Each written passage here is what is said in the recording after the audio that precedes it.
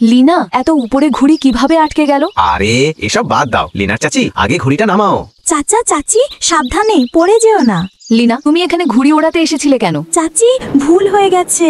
আরে লিনা, মন খারাপ করো না, আমি তোমার সঙ্গে ঘুড়ি ওড়াতে যাবো। ইয়ে ইয়ে ইয়ে। এমন কথা বলেই লিনা, চাচা আর চাচি খাবার রান্না করে প্যাক করছিল। তখনই লিনা মনে মনে ভাবলো, শেষ পর্যন্ত চাচা আমাকে কোথায় নিয়ে যাবেন? চলো জিজ্ঞাসা করে ফেলি চাচাকে। চাচা, আমরা কোথায় যাচ্ছি? আরে লিনা, এটা তো আমি বলতে পারবো না, কারণ এটা তোমার জন্য একটা সারপ্রাইজ। এমনটা বলেই চাচা আর লিনা তাড়াতাড়ি খাবার বানিয়ে সেই গোপন জায়গার দিকে রওনা হলো। তখন তোমরা কি পাগল হয়েছো? কোথায় যাচ্ছ? আরে ভাইয়া, তুমিও যাচ্ছ নাকি? চুপ কর মদখর। আমিও যাচ্ছি, যদি কোথাও মদ পাওয়া যায়।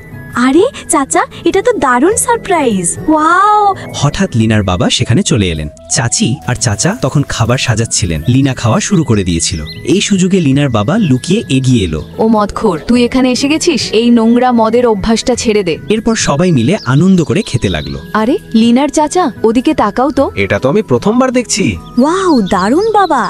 বন্ধুরা, বাবার জন্য লাইক করো।